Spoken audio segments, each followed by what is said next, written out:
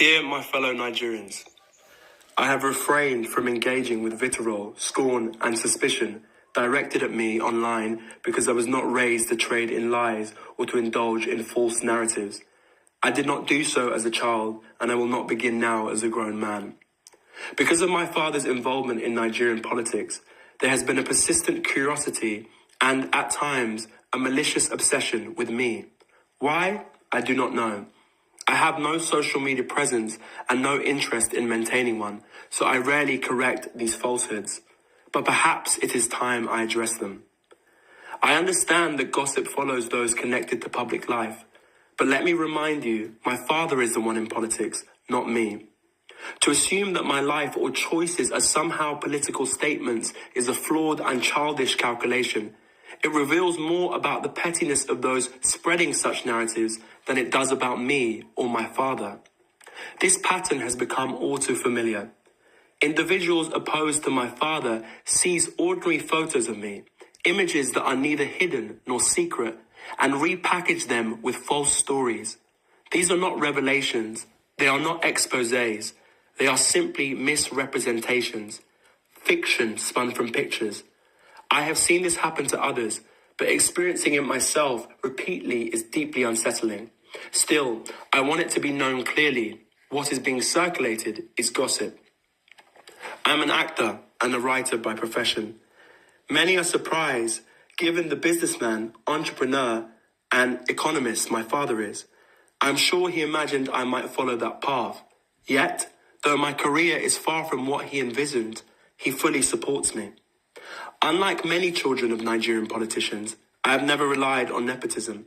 I was raised to know that my father's wealth is not mine and that I must build my own life. My chosen path is in theatre and filmmaking, so far from the world he inhabits. An industry that embraces diversity of class, race, sexuality and identity. I portray characters vastly different from myself. Yet some online use these roles against me and my father, presenting fiction as fact. I trust any rational person can see how absurd this is. More importantly, Nigeria has far greater issues than idle speculation about what Peter Obi's son is doing. Our nation still struggles with insecurity, a weakened economy, crumbling infrastructure, failing healthcare, and politicians who steal from the people they swore to serve.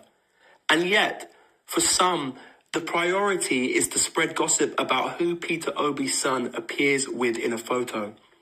This is a distraction from the real crisis that matters to all Nigerians. The truth is simple.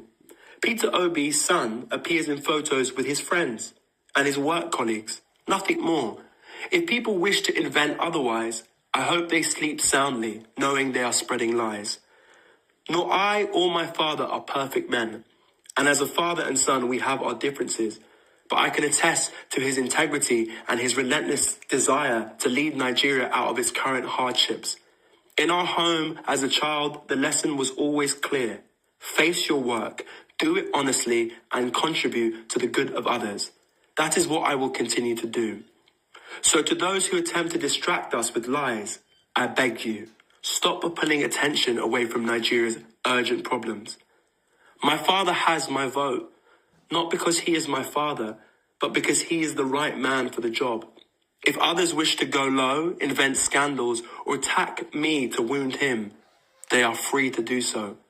But we will go high, and we will continue to focus on the future of Nigeria. With love, Oseloka Obi. I've listened to that voice note. I read the message. I listened to the voice note, and I've listened again, and I just feel so sad, and that Oseloka Obi was forced was forced to do this, or should I say, had to do this, not forced, but he had to do this. It's really not fair. And this thing has been going since his father declared for presidency, all manner of things. Even when there had been explanation that he is an actor, he takes on different roles. We've seen in Nigerian films, even Nigerian films, say there are people who take on different roles. You're friends to different people. You don't discriminate. It's not in your business to discriminate. It's not in your business to say, oh, what is not. Yet every day, new lies, new lies, new lies. But you know something, there's always something about Mr. Peter Obi. That thing that you think you're going to use, there's a certain kind of grace upon him. And it comes from when you have a pure heart, when you do things for the sake of God and for the sake of the greater good, for the sake of man, and to help, and you are sincere, no matter what, whatever is fashioned against you as a weapon comes out and it becomes, an asset. And Hausa people have a proverb for it. They say, hasada ga mai rabo taki. That jealousy towards someone who is blessed is like fertilizer. You think you're doing this thing against him, you're doing this thing, but the person will be growing. You think you're punching the person, you're coming at him, you're doing this, he'll be growing. Beyond that, many people, I'm sure, have never heard of Peter Obi's son, Oseloka.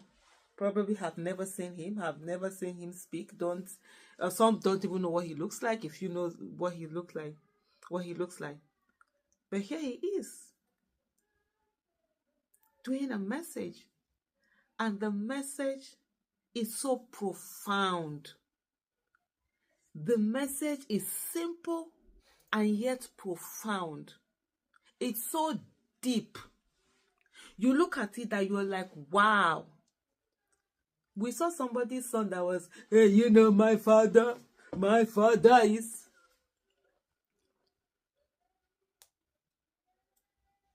Yes.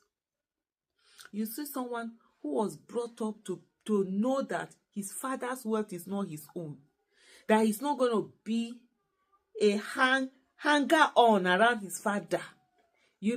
Going around looking for what to eat from what his father is doing. But he went on right from day one to go and seek his own. And he found his own in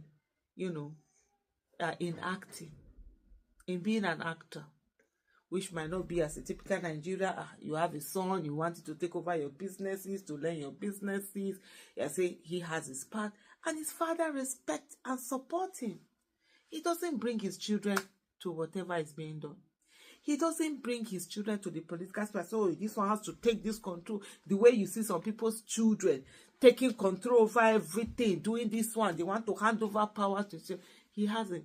But constantly and every time, you bring in his son into it.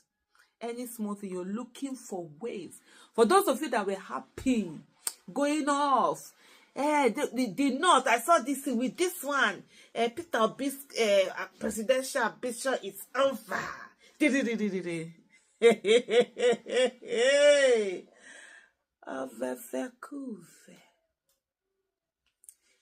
the North, they know. I saw a handle, I saw a message. I screenshot it. This particular guy, I can tell you, it's not even a Peter Obi supporter per se. It's one of those guys. If another person supporter, I don't want to mention him. Let me just focus on Oseloka and his father, Peter Obi. And this was what he said when they started that nonsense, bringing out pictures. You see, I didn't talk about it because it's absolute nonsense. You understand? If not for this message and how powerful and profound this message is, on that issue, I've never spoken about it. When people are just, because some things that there's no need of amplifying it. Left for me initially when the son had said he was going to do, I was like, there's no need. Forget Nigeria. Otherwise, to give them. But this message, no. It wasn't a message that should not have been heard. It's a message that people will see and learn from. Anyway, this guy, he's an orphan who has never, 2020 was never in support of Peter Obi, but this is what he had to say. And his stance in recent time has been changing. The North is seeing that those people who use politics to keep people down, that they are actually the real enemies of the North. The same Northerners who use politics and keep people down. The Malams that were saying, go and vote Muslim ticket, where are they to get? They get a lot from government. And they've moved on. So this person said, Peter Obi is a normal human being. He has children, and that clearly means he's not gay. His son can be whatever he wants. I don't care. If Obi is the key to ending this tyranny and nepotism, then we are with him 100%. It's Tinubu who signed the Samoa deal. You all think we forgot? Then I think someone was saying something. Then he now replied, say, in Islam, we don't blame a father for the sins of his son. If Peter Obi's son wants to be gay, that's on him. As long as Obi doesn't support it, I don't have any problem with him. He's not the one who is gay. And he put this emoji like that. And this thing are falsehood. That people see that to concord just because. But like you said, if it makes you people sleep better, and small pikin now come the school una. You see Peter Obi's son. Now you see Peter Obi in another light. That he brought up children that will respond to people decently. Not the ones that will be talking, and like thugs. I don't blame una. I don't blame una. I don't blame una, sha. We're gonna run our mouths. Now time una get.